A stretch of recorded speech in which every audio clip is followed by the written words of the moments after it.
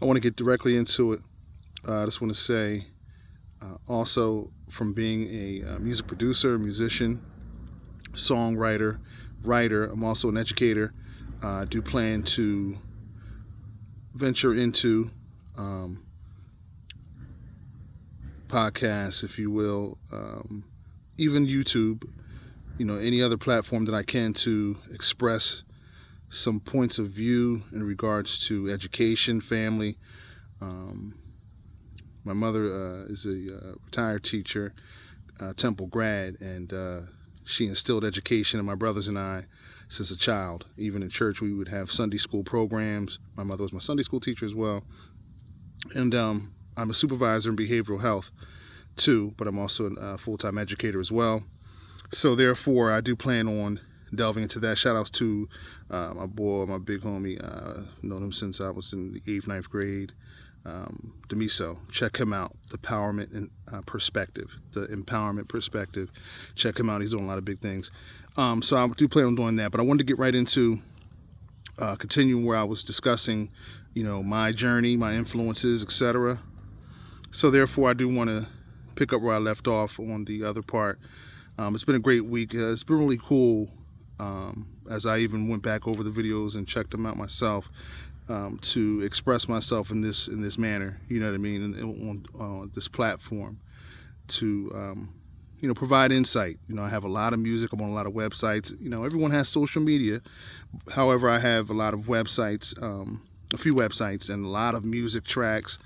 There's some videos of me playing drums, etc. So to sit down and chat is really cool.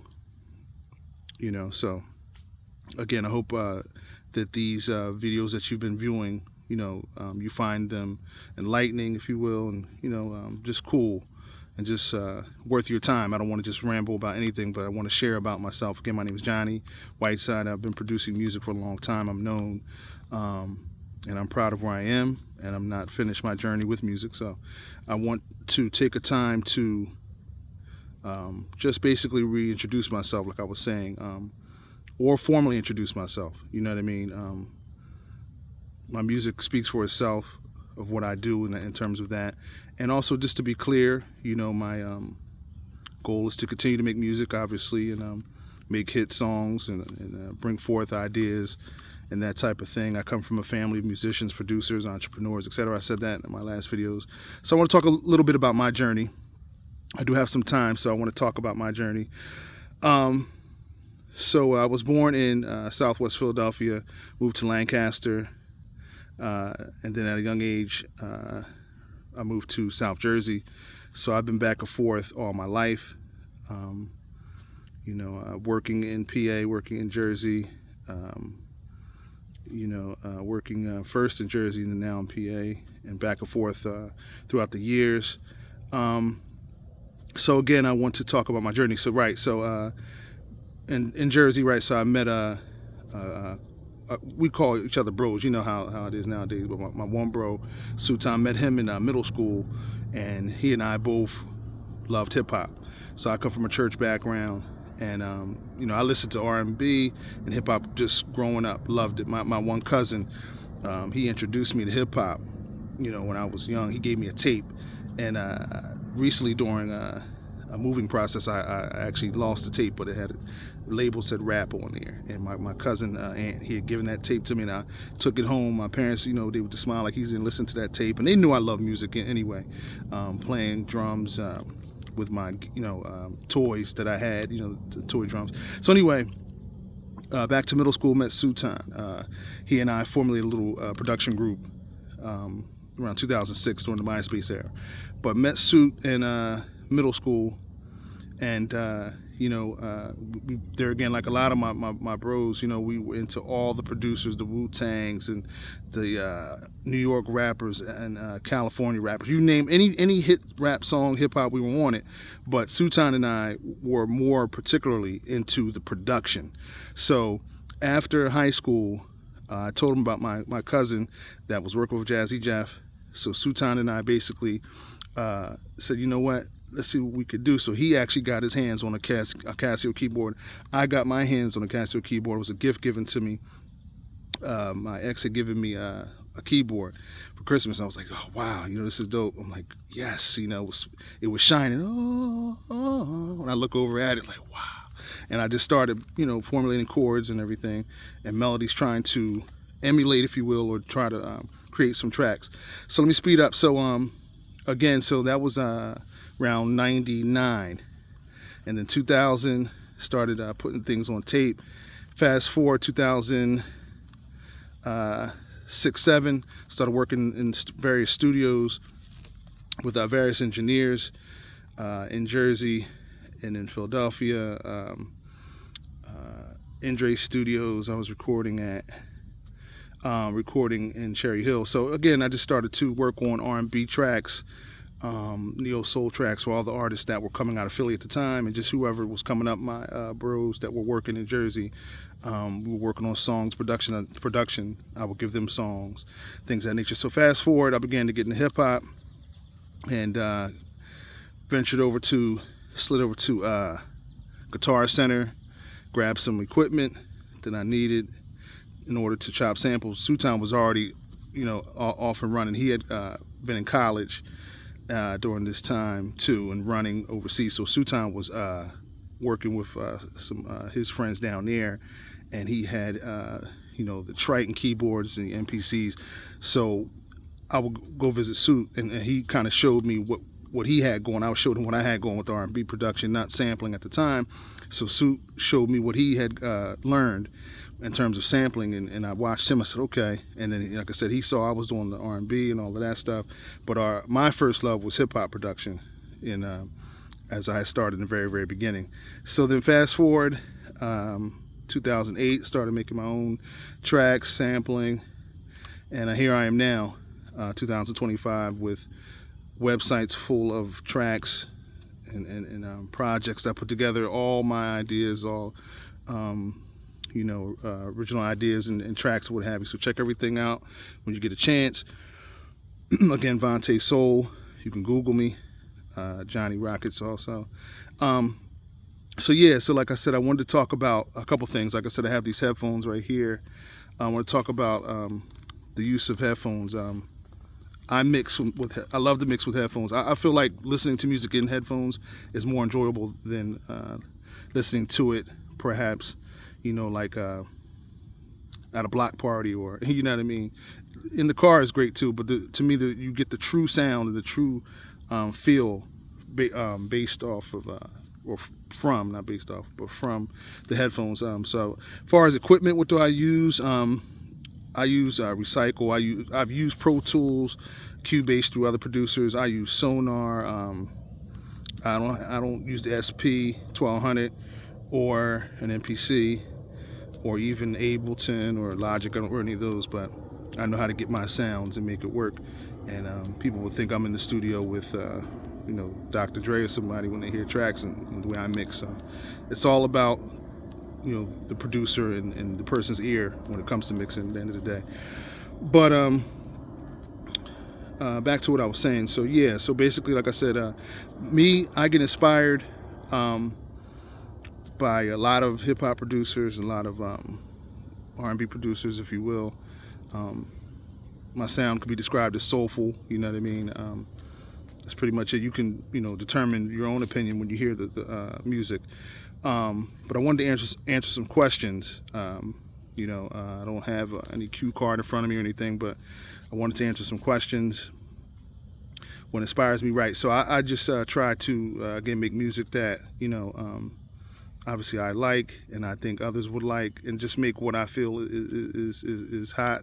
And it's like what and I want to say this: I want people to hear what I hear. Like, in other words, it's almost like when you have something like if you create anything, like whether it be a delicious meal or dessert, and you just like, okay, I want them to enjoy this and say, whoa, that's good. It's similar to that, but a little deeper, because it's like I want people to say, whoa, okay, I didn't even think of that. Oh wow, do you hear that? You know what I mean? Like, that is crazy. Like, in other words, you know, I just want to be as creative as possible, as innovative as possible. But, you know, I feel like there is a lot of repetitiveness and a lot of you know, mundaneness, if you looking for the right word. But, you know, I feel like with music, a lot of times, even in hip hop, you know, it's like we get boxed in with, okay, it has to sound like this, or you hear the same rhythms and same samples and same records, you know. And you know, I dig, and I try to find obscure records, you know, but just flip tracks in different ways, you know what I mean. So yeah, that's pretty much that. You know, just I'm inspired there again, just to try to make something very creative and soulful that, you know, others will like. And like I said, even when I sample familiar records that people love, and it's like, okay, whoa, I always loved that record. Oh wow, he flipped that, you know. So I'll move on. I don't want to take up too much time. I only have a few more minutes left, but I want to talk about that. My inspiration, like I said, even to talk about, you know, well, who do I sound like? Like I said, I've been compared to a lot of people. Some of my favorite producers include Pete Rock, DJ Premier, JD, the late great J Dilla, Q-Tip and Ali, you know what I mean, Havoc from Mobb Deep, Large Professor, all the New York cats. Down south, you got Knife Wonder, Crisis. Out Detroit, you got Riggins and Young RJ and Black Milk. So many producers, you know, but those guys, Alchemist, there's so many producers, and I don't want to leave anybody out, but just some of these names, you know, I definitely have been compared to, and I see the comparison, you know, so I just want to shout them out, because like I said, we all inspire each other. It's not about biting off anybody. Well, they did this, so I'm going to do that, you know, exactly how they did it. You know, let me listen again. Okay, let me do that. No, it's like, with any genre, there's going to be familiarity. There's going to be characteristics that are familiar and that are consistent when it comes to a genre of music, you know. So that's that. But yeah, again, I just wanted to sit down and continue to open up. Like I said, you know, just get on here and talk about my music, what inspires me. Like I said, you know, making hit records, you know what I mean, people can enjoy. I've been in the studio with a lot of artists that are in the R&B neo soul scene. If they recorded in Philly during like the 2004 era, I was in a lot of these sessions. Like I said, I talked about that before. Talked a little bit about my story. So yeah, that's pretty much what I wanted to cover. And like I said, it's been a really incredible journey so far. You know, been in Chicago, a Chicago article, you know what I mean? It was like, whoa, that's really dope. You know, shout outs to LL Cool J, won a contest. So it's like, it's just been a lot that I've done.